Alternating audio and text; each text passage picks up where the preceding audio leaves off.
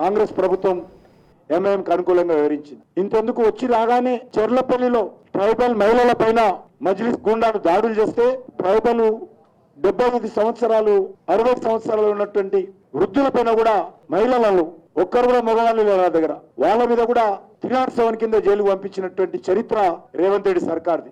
అంత దుర్మార్గంగా ఒక మహిళలైన విచక్షణ లేదు, గిరిజనైన విచక్షణ లేదు, కనీస సానుభూతి లేదు.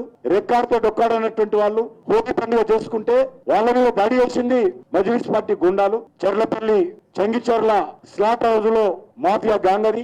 వాళ్ళు వీళ్ళ మీద దాడి చేసి మహిళలు ఆడుకుంటుంటే కేసులు పెట్టాల్సింది వాళ్ళ మీద. ఈ ప్రభుత్వము జస్ట్ మజ్లిస్ పార్టీకి భయపడి మజ్లిస్ పార్టీని ప్రసన్నం చేసుకోవడం కోసం, మజ్లిస్ పార్టీని దగ్గర తీసుకోవడం కోసం చాలా ఆరోగ్యంగా కూడా బాగలేరు వాళ్ళు, బలహీనంగా ఉన్నారు ఆడబిడ్డలు, తల్లులు. వాళ్ళ మీద పోలీసులకు ఏ రకంగా మనసు వచ్చిందో అర్థం కాలేదు. కొట్టింది వాళ్ళను, హాస్పిటల్కి వెళ్ళిన వాళ్ళు కాలు చేతులు ఇరిగిపోయినాయి, వాళ్ళవి కుట్లు పడ్డాయి, ఒక్కొక్క తల మీద 8 కుట్లు పడ్డాయి. కనీసము ఆ గాయాలు మానక ముందే 370